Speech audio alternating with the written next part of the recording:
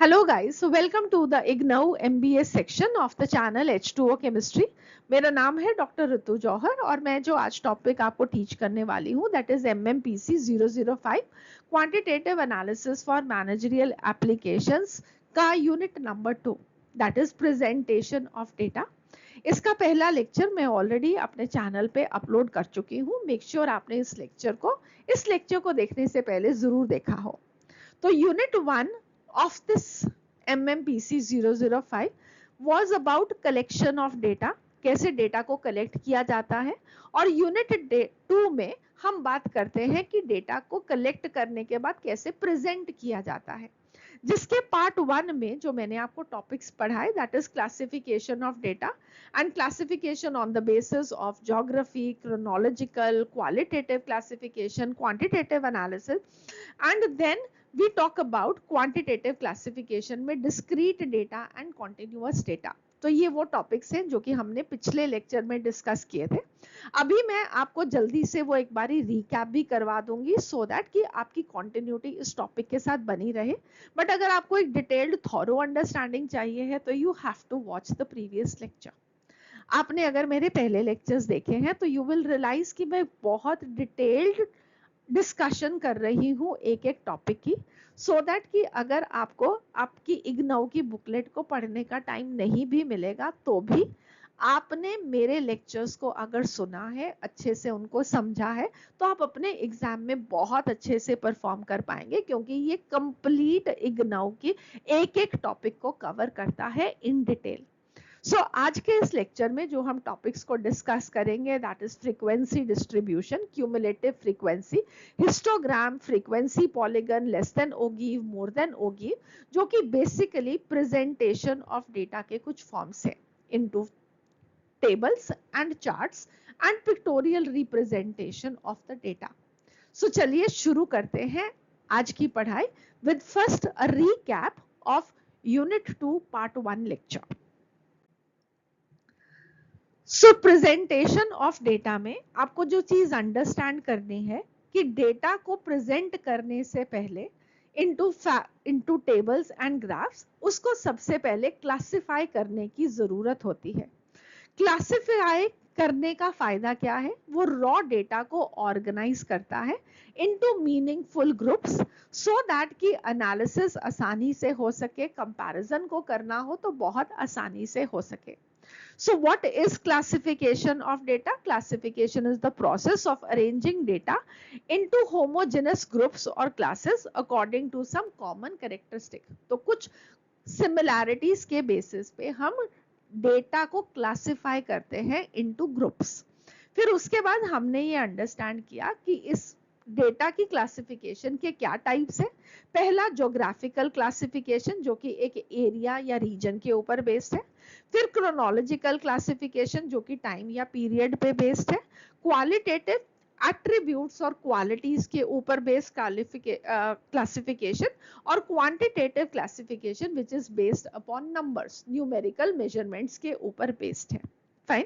अब उसके बाद हमने ये अंडरस्टैंड किया कि क्वांटिटेटिव डेटा को हम दो पार्ट्स में डिवाइड कर सकते हैं। एक होता है डिस्क्रीट डेटा, एक होता है कॉन्टिन्यूअस डेटा। और ये आपको एग्जामिनेशन में बहुत बारी एज अ डिफरेंस आता भी है कि आप इसके ऊपर एक शॉर्ट नोट लिखो, what is discrete data and what is continuous data.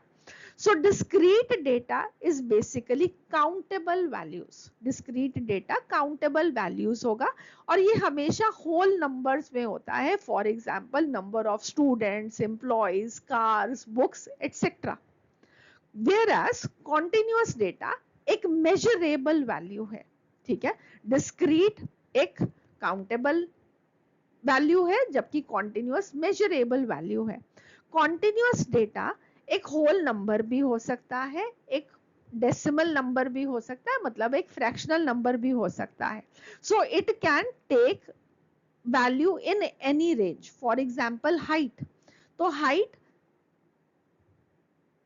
5.1 feet भी हो सकता है, हाइट 5 फीट भी हो सकता है, 5.2 भी हो सकता है, 4.9 भी हो सकता है and so on. Similarly weight, distance, time, income, temperature, etc. Okay, so आपको याद क्या करना है कि discrete data is going to be countable values whereas continuous data is measurable values. अब ऑब्जेक्टिव्स क्या है क्लासिफिकेशन के, क्यों क्लासिफिकेशन को किया जाता है? Because this condenses large mass of data, it brings about similarities and dissimilarities. Grouping is based upon कि similar चीजों को इकट्ठे कर दो और dissimilar को अलग अलग कर दो. It helps in the comparison of things, highlights important features of the data. ये बेसिस फॉर्म करता है आगे कोई भी करने वाले स्टैटिस्टिकल एनालिसिस के लिए, चाहे वो फ्रीक्वेंसी डिस्ट्रीब्यूशन जिसको हमने इस लेक्चर में पढ़ना है या इसकी ग्राफिकल रिप्रेजेंटेशन, सब के लिए ये बेसिस है कि हम सबसे पहले डेटा को क्लासिफाई करें। So what are going to be the benefits of classification? Complex data को सिंप्लीफाई कर देता है, it saves time and effort in analysis, makes data presentation effective, आसानी से आप डेटा को प्रेजेंट कर पाते हो। अगर डेटा अच्छे से प्रेजेंट किया होगा तो आपकी इंटरप्रिटेशन या एनालिसिस आसान हो जाएगा। So this is the first step in the statistical study. ठीक है, तो memory map of the whole topic जो हमने पिछली क्लास में किया वो है कि डेटा को प्रेजेंट करने के लिए सबसे पहले उसको क्लासिफाई करना जरूरी है।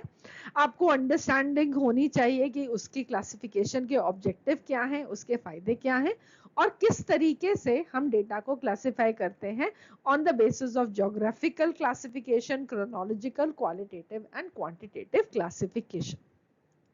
सो जो हमने इस लेक्चर नंबर 1 में समझा वो है कि डेटा को प्रेजेंटेशन से पहले क्लासिफाई करना जरूरी है।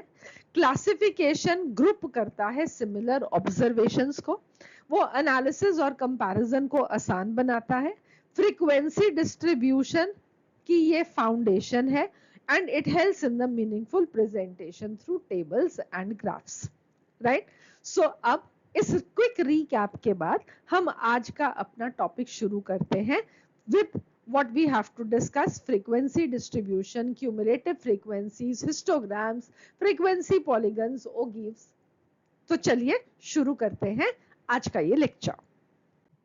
सो चलिए शुरू करते हैं आज के लेक्चर का one of the most important concepts, what is frequency distribution.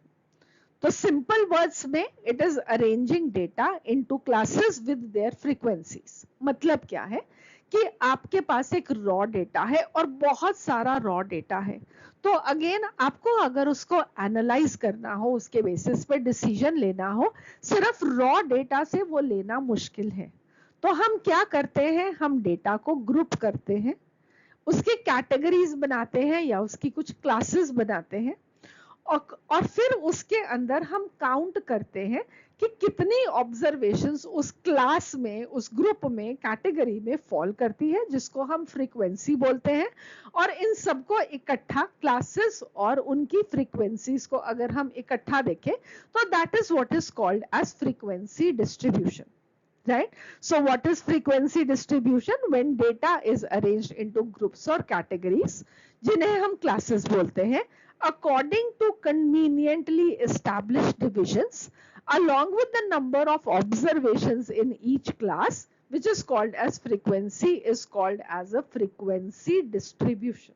ठीक है, सो अगर आप अपनी लेफ्ट साइड पे देखोगे, what you will find is what is frequency distribution. It is a systematic way of presenting raw data. Raw data को systematic तरीके से रिप्रेजेंट करना है सो दैट कि एक बेटर एनालिसिस और डिसीजन पे पहुंचा जा सके, जिसके लिए आपने डेटा को ग्रुप किया है इनटू क्लासेस और उसके सामने लिखा है number of observations in each class, जिसको हम बोलते हैं फ्रीक्वेंसी। और ये हेल्प करेगा आपको अंडरस्टैंड करने में और डेटा को एनालिसिस करने में। ठीक है, so look at the centre which is the example of frequency distribution. यहाँ पे दो एग्जाम्पल्स गिवन है, डिस्क्रीट फ्रीक्वेंसी डिस्ट्रीब्यूशन और कॉन्टिन्यूअस फ्रीक्वेंसी डिस्ट्रीब्यूशन। सो डिस्क्रीट जैसे मैंने अभी आपको रिवाइज भी करवाया, तो दैट मीन्स काउंटेड डेटा, जहां पे आपको होल नंबर्स में आपको वैल्यूज मिलेंगी। जैसे कि ये नंबर ऑफ एम्प्लॉयज 110 और इस 110 एम्प्लॉयज वाली कितनी कंपनीज है 25। तो ये जो है हमारे पास जो वैल्यू हमने ली है दिस इज काउंटेड डेटा, ठीक है। ये एक होल नंबर है तो ये डिस्क्रीट फ्रीक्वेंसी डिस्ट्रीब्यूशन है। सो 110 एम्प्लॉइज वाली 25 कंपनीज, 120 एम्प्लॉइज वाली 35 companies and so on.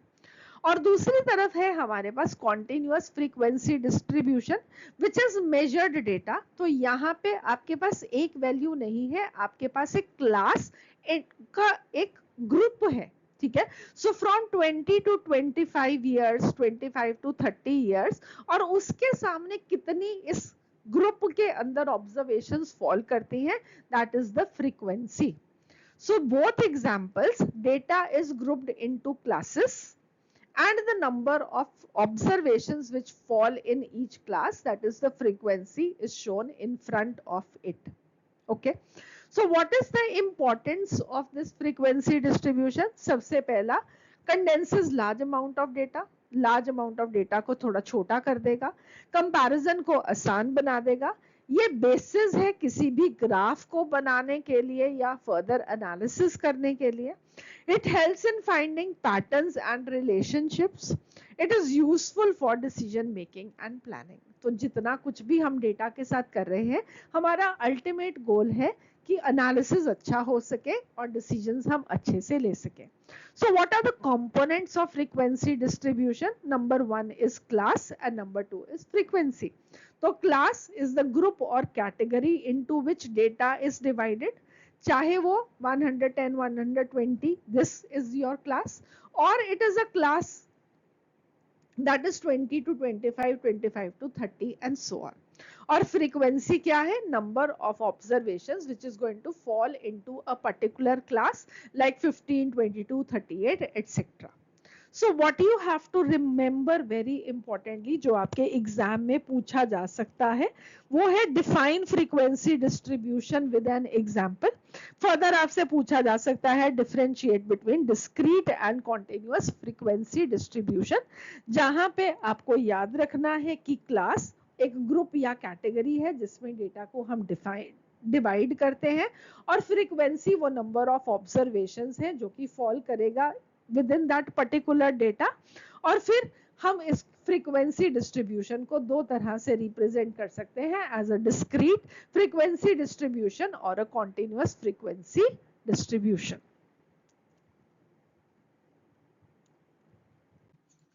So next अब हम ये सीखते हैं कि हमने एक डिस्क्रीट फ्रीक्वेंसी डिस्ट्रीब्यूशन कैसे कंस्ट्रक्ट करना है, ठीक है।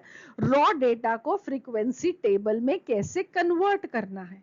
तो इसका मेन आइडिया क्या है, याद रखना कि डिस्क्रीट डेटा के लिए आपने सबसे पहले जितना भी आपको डेटा गिवन है उसको असेंडिंग ऑर्डर में अरेंज करना है, और टैली मार्क्स को यूज करना है to count the number of times each value is repeated. अब ये टैली मार्क्स क्या है ये मैं अभी आपको एक्सप्लेन करती हूँ वन बाय वन, ठीक है। सो मेन आइडिया क्या है कि डिस्क्रीट डेटा के लिए सबसे पहले आपको वैल्यूज को अरेंज करना है in the ascending order. So the step value is arrange the values. जैसे कि आपके पास बहुत सारी वैल्यूज गिवन है, सो 0, 1, 2, 3, 4, 5, 6, ठीक है। तो आपने जितना भी डेटा गिवन है उसको असेंडिंग ऑर्डर में अरेंज कर देना है, and try always arranging from the smallest to the largest value. फिर आपके पास स्टेप 2 क्या है, आपने टैली मार्क्स को क्रिएट करना है। हर एक वैल्यू के लिए आपने जितनी बारी भी वो वैल्यू आई है उसके लिए एक टैली मार्क, एक सिंपल लाइन लगाते जाना है, जैसे कि ये लाइंस बनी हुई है, ठीक है। सो ऐसे, ओके। सो दिस इज कि अगर आपकी जो ऑब्जर्वेशन 0 है वो एक बारी आई, फिर 1 आ गया, फिर 4 आ गया, फिर 5 आ गया, फिर से 0 रिपीट हो गया, तो आपने क्या करना है, अगेन एक और लाइन ड्रॉ कर देनी है। इस तरीके से आप जितनी बारी भी 0 आता जाएगा आप उसके सामने लाइन ड्रॉ करते जाओगे, जितनी बारी 1 आएगा उतनी बारी आप ये लाइन या टैली मार्क, इसको क्या बोलते हैं, टैली मार्क, तो आप टैली मार्क्स लगाते जाओगे। और फिर उसके बाद आपको 4 टैली मार्क्स के बाद जब 5वीं बारी वो वैल्यू रिपीट हो तो आपने उसको इस तरीके से क्रॉस कर देना है, और फिर अगली को थोड़ा स्पेस देके आपने बनाना है, राइट, जिस तरीके से ये है। सो 4 5 हो गए, फिर थोड़ा स्पेस देके फिर से 1 शुरू कर दिया। सो इससे आपको सारी लाइंस को या टेली मार्क्स को दोबारा से काउंट नहीं करना पड़ेगा। You know this is 5 10 15 20 and so on. आप इस तरीके से अपने ऑब्जर्वेशंस जितनी बारी भी रिपीट हो रही हैं उसको ये टेली मार्क्स को लगाते जाओगे। ठीक है। सो सबसे पहला स्टेप क्या था, जितनी भी वैल्यूज गिवन है आपके डेटा के अंदर आप उनको असेंडिंग ऑर्डर में अरेंज करोगे। फिर उसके बाद जितनी बारी भी वो वैल्यू 0 जितनी बारी रिपीट हुआ, फॉर एग्जांपल 5 बारी रिपीट हुआ तो आपने 5 टैली मार्क्स लगा दिए। 1 आपका 10 बारी रिपीट हुआ तो आपने 10 टैली मार्क्स लगा दिया। 2 आपका 10 बारी रिपीट हुआ तो अगेन आपने 10 लगा दिए। 3 आपका 12 टाइम्स रिपीट हुआ तो आपने 12 tally marks लगा दिए। Fine. So for each value put tally marks to show how many times it occurs. And tally marks, they are grouped in the blocks of 5 as I have explained. I hope this is clear. अब उसके बाद अपना step क्या है, count करो tele marks को। तो ये 4 है, ये 5 + 4 9 है, ये 10 हो गए, ये 5 + 5 10 + 2 12 हो गए। तो इस तरीके से आपने जो टेली मार्क्स लगाए हैं आप उनको काउंट करोगे और यही जो नंबर ऑफ टेली मार्क्स है यही आपकी फ्रीक्वेंसी है। अब आप तैयार कर सकते हो अपना फ्रीक्वेंसी डिस्ट्रीब्यूशन का टेबल, जिसके अंदर आप सबसे पहले अपनी क्लासेस लिखोगे या वो वैल्यू लिखोगे। ठीक है। सो 0 1 2 3 4 5 6 और फिर उसके सामने आपने टेली मार्क्स को काउंट करके जो फ्रीक्वेंसी को कैलकुलेट किया है आप उसके सामने वो फ्रीक्वेंसी को लिख डालोगे और फाइनली एंड में आप फ्रीक्वेंसीज कितनी है या आपकी टोटल नंबर ऑफ ऑब्जर्वेशंस कितनी है उसका टोटल कर दोगे। Right? So what is the process flow? First of all, we have raw data. Then we arrange the raw data in the ascending order. Then we mark the tally marks for each repeated observation. फिर उसके बाद हम tally marks को count करेंगे and we are going to write down the frequencies और फिर हम finally frequency distribution table बनाएंगे। Okay? और हमेशा आसान करने के लिए टेली मार्क्स को ब्लॉक्स ऑफ 5 में आप मार्क करो सो दैट कि आपकी काउंटिंग फटाफट हो सके। Okay, so what we have understood is कि डिस्क्रीट फ्रीक्वेंसी डिस्ट्रीब्यूशन के लिए you need to make your classes the values, जो कि क्लासेस इसमें सिर्फ होल नंबर वैल्यूज है, टेली मार्क्स आपकी काउंटिंग और फिर उस टेली मार्क्स की counting that is frequency. So discrete frequency distribution converts raw data into an organized frequency table showing how many observations occur for each value or class. So अगर आपको समझ में आ गया है तो let us do an example so that कि एक thorough complete understand हो सके कि आपको अगर पेपर में एक सैंपल दिया जाए तो आप उसका डिस्क्रीट फ्रीक्वेंसी टेबल कैसे बनाओगे। ओके, हमारा एग्जाम्पल क्या है, a survey was conducted of 50 families to find the number of children per family, construct a discrete frequency distribution. और ये इग्नू की बुक में ही आपका गिवन एग्जाम्पल है। तो ये हमारे पास 50 वैल्यूज हैं जो कि number of children per family की है। तो आपके पास ये हमारा रॉ डेटा बन गया। तो सबसे पहले आप लिस्ट करोगे कि कितनी पॉसिबल वैल्यूज है, आपका कितने नंबर हैं, 0 आपको दिख रहा है, 1 दिख रहा है, 2 दिख रहा है, 4 दिख रहा है, 5 दिख रहा है, 6 दिख रहा है। सो हमारी जो पॉसिबल वैल्यूज हैं वो है 0 1 2 3 4 5 6। अब ये वैल्यूज आपकी क्लासेस फॉर्म कर रही हैं, that is number of children.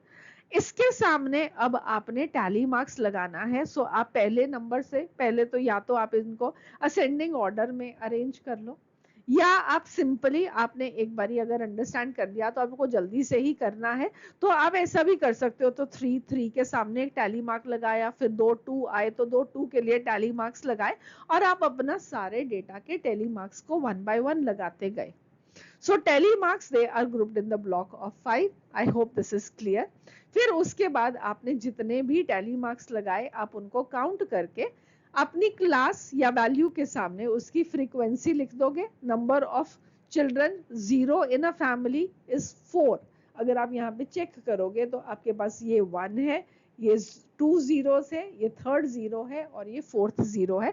सो आपने इस तरीके से नंबर ऑफ चिल्ड्रन के सामने उसकी फ्रीक्वेंसी लिख दी, कितनी बारी वो ऑब्जर्वेशन रिपीट हुई आपने उसको लिख दिया, and this total should come out to 50. Okay, so your discrete frequency distribution table looks like this now, and you will remember raw data. raw data को arrange किया according to the ascending order, mark किया tally marks को, count किया tally marks को जो कि frequency है, और उसके बेसिस पे आपने अपना फ्रीक्वेंसी टेबल बना दिया. Okay, so the key takeaway of this topic so far is कि डिस्क्रीट फ्रीक्वेंसी डिस्ट्रीब्यूशन में आप ईच वैल्यू को क्लास बोलते हो, वो वेरी करती है, और फिर उसके बाद आपको देखना है कि उस वैल्यू की कितनी बारी रिपीट हुई है, that is the frequency. Okay, so next अब हम अंडरस्टैंड करते हैं components of a continuous frequency distribution. और इसको अंडरस्टैंड करने के लिए, इसको कंस्ट्रक्ट करने के लिए, इसको एनालाइज करने के लिए आपको कुछ इंपॉर्टेंट कंपोनेंट्स को समझना जरूरी है. सबसे पहला component is class limit. Class limit denotes the lowest and the highest value that can be included in the class. For example, 60 to 69. So ये 60 to 69 एक क्लास है, तो इसमें जो 60 नंबर है that is the lower class limit, और 69 जो है वो है अपर क्लास लिमिट. सो इसका मीनिंग क्या है? No value less than 60 and no value more than 69 can be included in this class.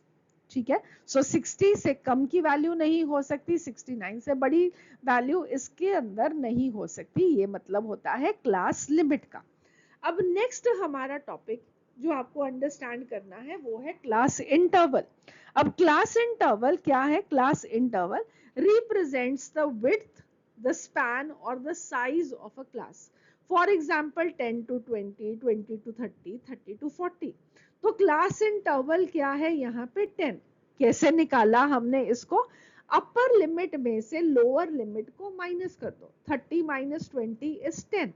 So class interval क्या है? This is the difference between the upper limit and the lower limit of the same class, जिससे हमको एक class की width, span या size का पता लगता है.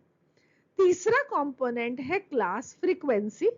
The number of observations falling within a particular class is called as class frequency. So 20 से 25 में 15 workers हैं. इसका मतलब क्या है कि इस 20 to 25 की क्लास की फ्रीक्वेंसी क्या है? 15. So number of observations in a class is called as frequency. The fourth component is class midpoint. अब क्लास midpoint का मीनिंग क्या है? Midpoint मतलब centre. Midpoint of the class is the value lying halfway between its lower and upper limits. कैसे calculate करेंगे mid point को? अपर limit plus lower limit divided by 2. सो अगर हमारा क्लास जो है दैट इज 10 to 20, तो 10 is the lower limit, 20 is the upper limit. दोनों को ऐड कर दो, 10 plus 20 30, divide this by 2, so 15 is the mid point of this class. Right, so हमारे पास कॉन्टिन्यूअस फ्रीक्वेंसी डिस्ट्रीब्यूशन को अंडरस्टैंड करने के लिए 4 important terms: class limit, lower limit, upper limit, class interval, difference between the two, upper limit and the lower limit, class frequency, उस class के अंदर कितनी बारी वो ऑब्जर्वेशन आई, और क्लास का mid point that means upper limit plus lower limit divided by 2. Okay, so class limit class की boundary बताएगा, क्लास इंटरवल उसका साइज बताएगा, class frequency number of observations in a class बताएगा, class mid point centre value of the class बताएगा. और कोई भी continuous frequency distribution को अगर डिस्क्राइब करना हो, उसको समझना हो, तो आपको इस class limit, class interval, frequency और क्लास मिड पॉइंट के बारे में एक कंप्लीट अंडरस्टैंडिंग होनी चाहिए कि ये क्या होते हैं. ओके, सो अब हमने ये समझा कि हमको कॉन्टिन्यूअस फ्रीक्वेंसी डिस्ट्रीब्यूशन के लिए क्लासेस बनानी है और उस क्लास की लोअर लिमिट को फाइनल करना है, उसकी अपर लिमिट को फाइनल करना है, हमने क्लास की विड्थ को फाइनलाइज करना है। तो अब हम ये अंडरस्टैंड करते हैं कि what are the guidelines for choosing the classes. हम अपनी क्लासेस को कैसे फाइनलाइज करेंगे सो दैट कि हमारा एक मीनिंगफुल फ्रीक्वेंसी डिस्ट्रीब्यूशन बन सके। तो सबसे पहला पॉइंट उसमें है कि you have to finalise the number of classes, कि आप कितनी क्लासेस बनाओगे। तो number of classes should not be too small, neither it should be too large. ठीक है, तो ना नंबर क्लासेस का बहुत ज्यादा होना चाहिए ना बहुत कम होना चाहिए। प्रेफरेबली क्लासेस का नंबर 5 से लेकर 15 तक होना चाहिए। ठीक है, तो कम भी नहीं बहुत ज्यादा भी नहीं, बस 5 से 15 तक।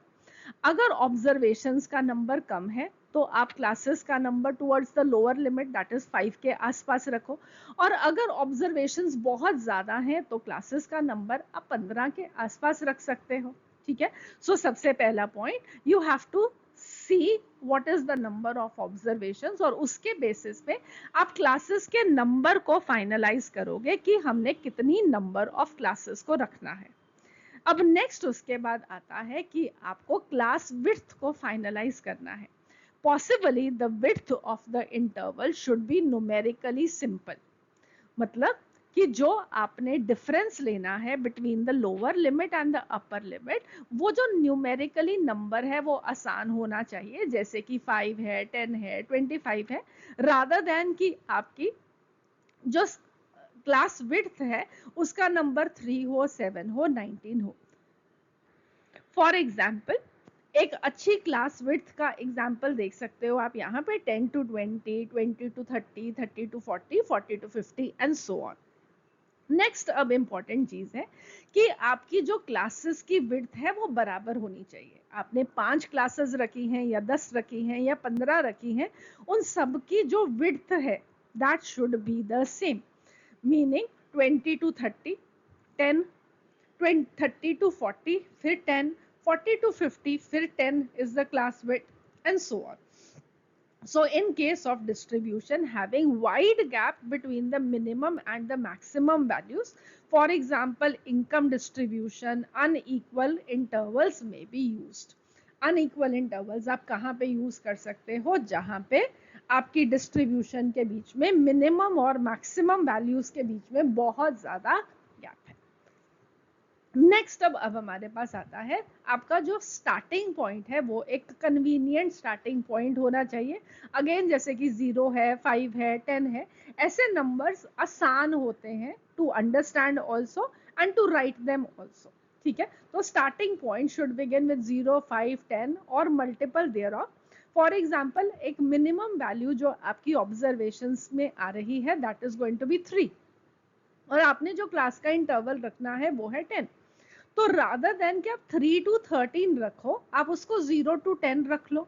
13 to 23 अगली क्लास बनाने की बजाय पे उसको 10 to 20 बना दो। ठीक है, सो आपकी मिनिमम वैल्यू अगर 3 भी है तो keep it 0, that is what I mean. The next is determine the width scientifically.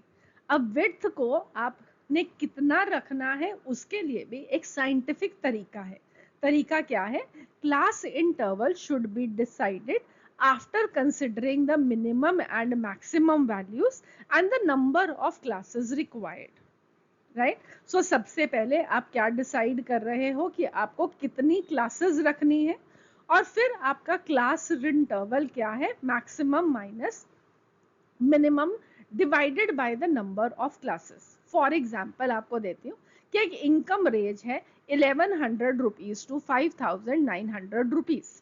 तो आपकी जो मैक्सिमम वैल्यू है वो है 5900, मिनिमम वैल्यू जो है वो है 1100, तो 5900 में से 1100 को माइनस कर दो। ठीक है, so what you are going to get is 4800। अब आपको कितनी क्लासेस रखनी है? आपको 5 क्लासेस रखनी है। ठीक है, ज्यादा वैल्यूज नहीं है, ज्यादा ऑब्जर्वेशंस नहीं है, तो आप जो नंबर ऑफ क्लासेस रख रहे हो वो है 5। तो आपका क्लास इंटरवल क्या होना चाहिए? 4800 डिवाइडेड बाय 5, जिसका आंसर आया 960। तो 960 के आसपास का आपका 10 वाला मल्टीपल नंबर इज 1000, तो आप क्लास की विड्थ क्या रखो, 1000। सो एक रीकैप करते हुए कि आप कैसे क्लासेस की विड्थ को चूज करने वाले हो, क्लासेस को कैसे फाइनलाइज करने वाले हो। तो सबसे पहले आप क्लासेस का नंबर फाइनलाइज करोगे, ठीक है। 5 अगर ऑब्जर्वेशंस का नंबर कम है, 15 मैक्सिमम अगर आपकी ऑब्जर्वेशंस का नंबर ज्यादा है।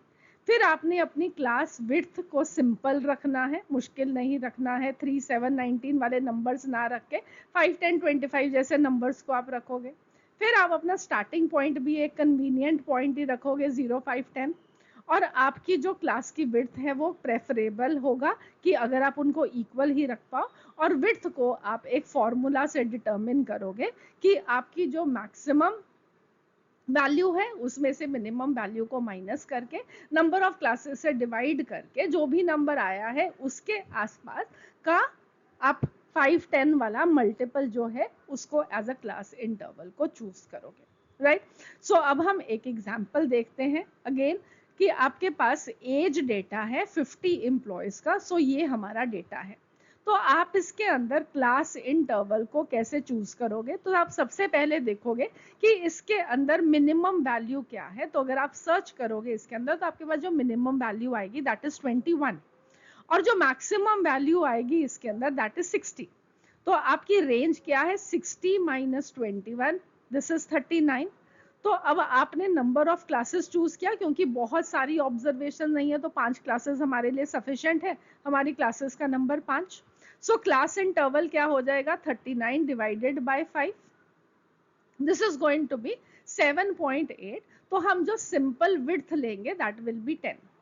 तो हमारा अब जो स्टार्ट पॉइंट है वो स्टार्ट पॉइंट, अब सबसे छोटी वैल्यू तो 21 है, तो अब जो स्टार्ट पॉइंट लेने लगे हो उसको 21 से 31 ना लेकर आप उसको 20 से ले लोगे, so that this is a convenient multiple of 10। सो जब हम इसका फ्रीक्वेंसी डिस्ट्रीब्यूशन टेबल बनाएंगे तो आपकी क्लासेस कैसे बनेंगी, 20 to 30, 30 to 40, 40 to 50, 50 to 60 and 60 to 70। Okay, अब उसके बाद आपने इसके अंदर टैली मार्क्स लगाने हैं फॉर द ऑब्जर्वेशंस की आपकी कितनी ऑब्जर्वेशंस उस क्लास में लाई कर रही हैं, और टैली मार्क्स को काउंट करके आप अगेन उसके कॉरेस्पॉन्डिंगली उसकी फ्रीक्वेंसी लिख दोगे, राइट। सो आई होप आपको टैली मार्क्स याद हैं कि हमने कैसे लगाने हैं। सिंपल सिंपल लाइंस, 4 के बाद एक क्रॉस, सो दैट कि वो 5 आपको काउंट करने आसान हो जाए। So remember the 5 golden rules for choosing the classes. Use 5 to 15 classes. Use simple class width 5, 10, 25, etc. Prefer equal class width. Start from 0, 5, 10 on multiples thereof and decide the class with using the formula maximum value minus minimum value divided by the number of classes. अगर आपने अपना class interval को अच्छे तरीके से select किया है, आपकी नंबर ऑफ क्लासेस को आपने प्रॉपर तरीके से फाइनलाइज किया है, तो आपके पास एक meaningful, easy to understand and useful frequency distribution table बन जाएगा।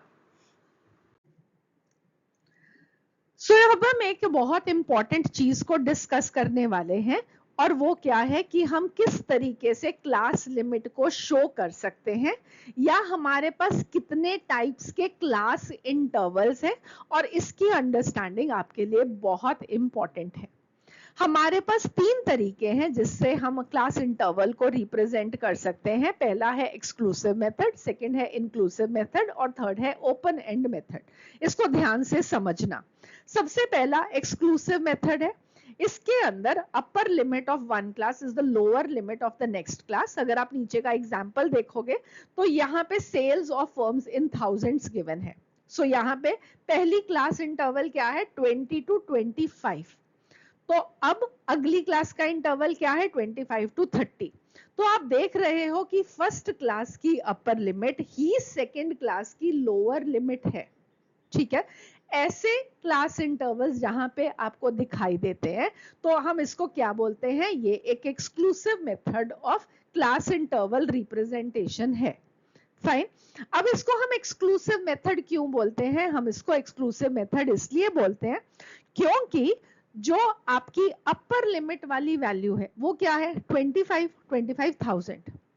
अगर आपकी कोई भी ऐसी फर्म जिसकी सेल्स 25,000 होगी, आप उसको किस में इंक्लूड करोगे, पहली क्लास में या सेकंड क्लास में, क्योंकि दोनों में ही तो 25,000 है, कंफ्यूजन अराइज करेगी। तो आपने ये याद रखना है कि अपर लिमिट को एक्सक्लूड करना है, मतलब आपको 25,000 वाली सेल्स की वैल्यू को पहले क्लास इंटरवल में नहीं डालना, दूसरे क्लास इंटरवल में डालना है जहां पे 25 लोअर लिमिट है। फाइन। सो एक्सक्लूसिव मेथड में अपर limit of one class is the lower limit of the next class, और यहाँ पे अपर लिमिट को एक्सक्लूड किया जाता है 20 firms have the sales between 25,000 to 20,000 to 24,999। जिस कंपनी की सेल्स 25,000 होगी उसको आप सेकंड क्लास में इंक्लूड करोगे जहां पे 25,000 एक लोअर लिमिट है। अब नेक्स्ट मेथड हमारा इंक्लूसिव मेथड है। इंक्लूसिव मेथड में अपर limit of one class is included in that class itself. तो अब अगर आप यहाँ पे सेल्स का क्लास इंटरवल देख रहे हो तो पहला क्लास इंटरवल इज 20 टू 24,999 और अगला क्लास इंटरवल 25 पे शुरू होता है। तो ये दोनों सेम नहीं है, तो जो 24,999 की वैल्यू आएगी वो पहले क्लास इंटरवल में जाएगी और 25,000 की जो वैल्यू आएगी वो सेकेंड क्लास में जाएगी, राइट। सो इसमें upper limit of one class is included in that class itself। Upper limit को क्योंकि इंक्लूड किया जाता है क्लास इंटरवल में, इसलिए हम इसको इंक्लूसिव मेथड बोलते हैं। और आपको इन दोनों की वैल्यूज को, फ्रीक्वेंसीज को अगर आप चेक कर रहे हो तो आपको दिख रहा है कि दोनों में वो सेम ही है, चाहे वो एक्सक्लूसिव मेथड हो चाहे वो इंक्लूसिव मेथड हो। नेक्स्ट मेथड है हमारा ओपन एंड मेथड, और ओपन एंड डिस्ट्रीब्यूशन में lower limit of the first class and upper limit of the last class is not given, जो कि आप एग्जाम्पल में देख सकते हो। तो इस एग्जाम्पल में इनकम ऑफ रेजिडेंट्स गिवन है पर मंथ, और उसमें जो पहली क्लास में है उसमें हमने लिखा है लेस देन 1000। हमने इसको 0 से 1000 नहीं लिखा है, सो हमने lower limit of the first class को डिफाइन नहीं किया। सिमिलरली लास्ट क्लास की हमने अपर लिमिट को डिफाइन नहीं किया, हमने सिर्फ 25,000 एंड अबव लिख दिया। ऐसे method of class interval representation को ओपन एंड मेथड बोला जाता है। सो आई होप आपने अंडरस्टैंड किया। एक्सक्लूसिव मेथड जहां पे अपर लिमिट को हमने एक्सक्लूड कर देना है जब हम ऑब्जर्वेशंस को काउंट करेंगे। इंक्लूसिव मेथड में अपर लिमिट को इंक्लूड करेंगे। ओपन एंड मेथड में लोअर लिमिट फर्स्ट क्लास की और अपर लिमिट लास्ट क्लास की लिखी नहीं होती। और हम कौन से तरीके से क्लास इंटरवल्स को लिखेंगे, रिप्रेजेंट करेंगे, ये डिपेंड करेगा कि हमारे डेटा का नेचर कैसा है, उसकी रेंज कैसी है। अब एक और इम्पॉर्टेंट चीज यहाँ पे क्लास इंटरवल्स को समझाते हुए मुझे और आपको समझानी है, वो है कि अगर आपको इंक्लूसिव मेथड को एक्सक्लूसिव मेथड में कन्वर्ट करना हो, जो इंक्लूसिव मेथड की क्लास इंटरवल है उसको एक्सक्लूसिव मेथड की क्लास इंटरवल बनाना हो तो आप कैसे बनाओगे। तो इसको बनाने का तरीका, सबसे पहला फाइंड द करेक्शन फैक्टर। अब करेक्शन फैक्टर क्या है? करेक्शन फैक्टर है lower limit of the second class minus the upper limit of the first class divided by 2। मतलब 25 माइनस 24.999 डिवाइडेड बाय 2। सो आपके पास जो वैल्यू आएगी वो आपका करेक्शन फैक्टर होगा, ठीक है। सो 0.0005 ये करेक्शन फैक्टर है जिसे हमने एक्सक्लूसिव मेथड में कन्वर्ट करते हुए यूज करना है। फिर हमने ये जो वैल्यू करेक्शन फैक्टर की निकाली है उसको हम डिडक्ट करेंगे सारी लोअर लिमिट की वैल्यूज से, ठीक है। सो आपके इंक्लूसिव मेथड में लोअर लिमिट की वैल्यू क्या है? 20। तो 20 में से 0.0005 को आप माइनस करोगे, आपके पास जो वैल्यू आएगी दैट इज 99.9995। और अपर लिमिट में आप इसी वैल्यू को ऐड करोगे 24.9995। सो आपके पास अब अगली वैल्यू क्या आ जाएगी, अगली के अंदर ये क्या था 25, तो 25 में से 0.0005 को माइनस करोगे तो 24.9995 आ जाएगी। अब आप देख सकते हो कि जो अपर लिमिट फर्स्ट क्लास की है वही सेकेंड क्लास की लोअर लिमिट है, तो आपने इंक्लूसिव मेथड से क्लास इंटरवल को रिप्रेजेंट करने से exclusive method of class interval representation में उसको कन्वर्ट कर दिया, राइट। सो आई होप आपको ये समझ में आया। आपको conversion of inclusive method to exclusive method में क्या करना है, आपने सेकेंड क्लास की लोअर लिमिट में से फर्स्ट क्लास की लिमिट अपर लिमिट को माइनस करना है, जो डिफरेंस आया है उसको 2 से डिवाइड करना है, सारी लोअर लिमिट्स में से आपने इस कन्वर्जन फैक्टर को माइनस करना है, सारी अपर लिमिट्स में इसी कन्वर्जन फैक्टर को ऐड करना है, और जो आपके पास क्लास इंटरवल आएगा वो आपका उससे एक्सक्लूसिव मेथड में कन्वर्ट किया हुआ मिलेगा। I hope everything is now very clear to you. So next important term जो आपको सीखनी है दैट इज क्यूमुलेटिव फ्रीक्वेंसी। अब क्यूमुलेटिव फ्रीक्वेंसी क्या होता है, सबसे पहले एग्जांपल के थ्रू समझो और फिर हम उसकी डेफिनेशंस को लर्न कर लेंगे।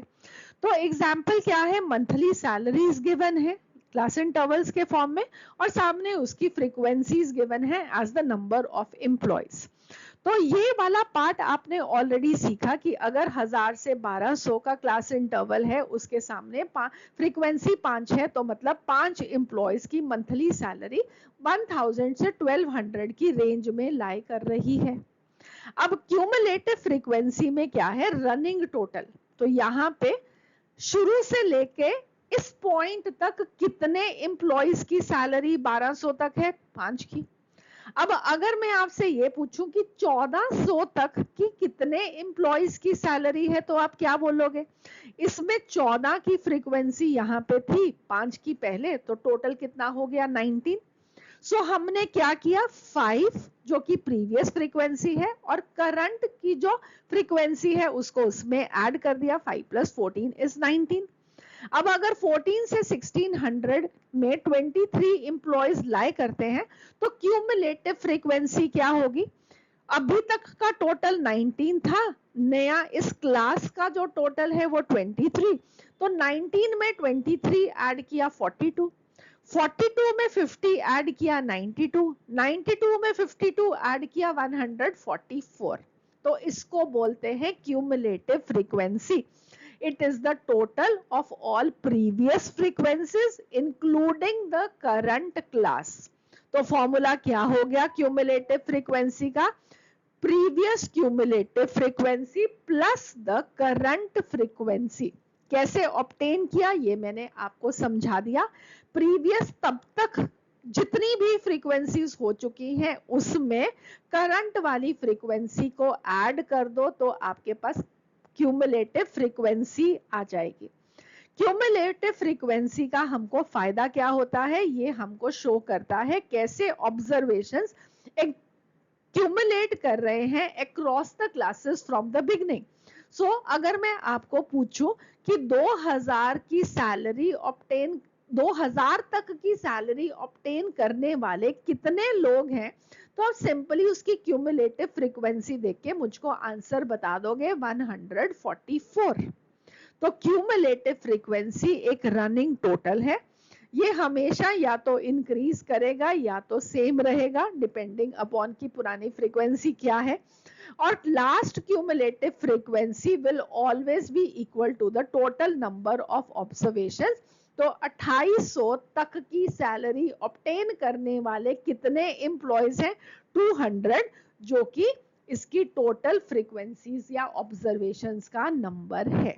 ठीक है, सो क्यूमुलेटिव फ्रीक्वेंसी में प्रीवियस क्यूमुलेटिव फ्रीक्वेंसी में करंट वाली फ्रीक्वेंसी को ऐड करके उसको लिखा जाता है।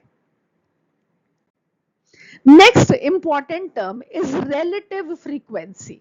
अब रिलेटिव फ्रीक्वेंसी क्या होती है, अगेन एग्जांपल्स की टर्म्स में अंडरस्टैंड करते हैं। वही वाला हमारा एग्जांपल, इसमें आपके पास 1000 से 1200 कि सैलरी रखने वाले एम्प्लॉयज का नंबर 5 है। अब रिलेटिव फ्रीक्वेंसी को लिखने का तरीका क्या है कि आप जो फ्रीक्वेंसी उस क्लास की है उसको टोटल फ्रीक्वेंसी से डिवाइड कर दो, ठीक है। सो आपके पास क्या आएगा, रिलेटिव फ्रीक्वेंसी, मीनिंग अगर आपने इस 5 को 200 से डिवाइड किया तो आपके पास रिलेटिव फ्रीक्वेंसी आएगी 0.025, और अगर यही परसेंटेज में एक्सप्रेस करना हो तो रिलेटिव फ्रीक्वेंसी को 100 से मल्टीप्लाई कर दो तो आपके पास वैल्यू आएगी 2.5। सो रिलेटिव फ्रीक्वेंसी क्या होती है? Relative frequency shows the proportion of observations in each class. 5, 14, 23 को अंडरस्टैंड करने के कंपैरिजन में अगर आप रिलेटिव बोलो कि 0.025 observations lie in this class, या 2.5% ऑफ द एम्प्लॉयज की जो सैलरी है वो 1200 तक है, राइट। 16 से 1800 वाले एम्प्लॉयज कितने हैं? 25% लोग हैं, तो इसको समझना बेटर है। तो relative frequency is the ratio of the class frequency to the total frequency। Calculation के लिए क्लास फ्रीक्वेंसी को टोटल फ्रीक्वेंसी से डिवाइड कर दो, और अगर उसको परसेंटेज में एक्सप्रेस करना हो तो रिलेटिव फ्रीक्वेंसी को 100 से मल्टीप्लाई कर दो, ठीक है। कैसे कैलकुलेट किया, अगेन दोबारा से पॉइंट्स को रीड कर लेते हैं। आपको पेपर में लिखने भी आ सकते हैं कि आप कैसे करोगे, आपको सॉल्व करने के लिए क्वेश्चंस भी गिवन हो सकते हैं, आपको इवन लिखने के लिए भी आ सकता है what will be the steps. तो आपको हर एक चीज अच्छे से आनी चाहिए। सबसे पहले टोटल फ्रीक्वेंसी को कैलकुलेट कर लो, ऐड कर लो, ठीक है, या क्यूमुलेटिव फ्रीक्वेंसी लिख लो, कुछ भी कर सकते हो। तो आपने यहाँ पे टोटल नंबर ऑफ एम्प्लॉयज या टोटल नंबर ऑफ ऑब्जर्वेशंस को सबसे पहले कैलकुलेट करना है। फिर हर एक क्लास फ्रीक्वेंसी को आपने टोटल ऑब्जर्वेशन से डिवाइड करना है, तो ये आपके पास रिलेटिव फ्रीक्वेंसीज आएंगी, और फिर रिलेटिव फ्रीक्वेंसी को 100 से मल्टीप्लाई करना है to get the percentage. Example I think अब आपको क्लियर है। तो इस मेथड के एडवांटेजेस क्या है? इजी कंपैरिजन बिटवीन 2 और more classes can be done with it. ये हमको प्रोपोर्शंस और पैटर्न्स को अंडरस्टैंड करने में हेल्प करता है, और ये प्रोबेबिलिटी का बेसिस बनाता है जो हम आगे अपने अपकमिंग टॉपिक्स में पढ़ेंगे। तो अब I hope this is very clear कि आपके पास दो तरह की फ्रीक्वेंसीज है, एक क्यूमुलेटिव फ्रीक्वेंसी है और एक रिलेटिव फ्रीक्वेंसी है। क्यूमुलेटिव फ्रीक्वेंसी में आप रनिंग टोटल फाइंड आउट करते हो, जबकि रिलेटिव फ्रीक्वेंसी में आप प्रोपोर्शन या परसेंटेज को फाइंड आउट करते हो। क्यूमुलेटिव फ्रीक्वेंसी हमको एक्यूमुलेशन ऑफ द ऑब्जर्वेशंस को दिखाता है, जबकि रिलेटिव फ्रीक्वेंसी हर एक फ्रीक्वेंसी एक क्लास के अंदर उसका शेयर को दिखाता है, right. So what will be the most important thing that you have understood from this part? Relative frequency tells us the fraction or percentage of the total observations belongs to each class. Cumulative frequency, remember, is a running total, while relative frequency shows the proportion or percentage, and both help in summarizing the data very well. सो हम आज का lecture यहीं पे conclude करते हैं। जब मैंने lecture को रिकॉर्ड करना शुरू किया था तब मैंने सोचा था कि इसी लेक्चर में आपका यूनिट 2 कंप्लीट कर दूंगी, बट हर एक चीज को अच्छे से एक्सप्लेन करने के लिए, सो दैट कि आप कोई भी चीज मिस ना करो, मेरे को इस लेक्चर को कंप्लीट करने में अभी कुछ टाइम और लगेगा। तो हम लेक्चर 3 में इसी टॉपिक को आगे कंटिन्यू करेंगे, जहां पे हम चार्टिंग मेथड्स को डिस्कस करेंगे, bar diagram, histogram, frequency, polygon and ogives. So I hope आपको आज के लेक्चर के ये सारे topics, frequency distribution, class intervals के टाइप, डिस्क्रीट और continuous frequency distribution, cumulative frequency, relative frequency, ये सब कुछ आपको क्लियर है, राइट।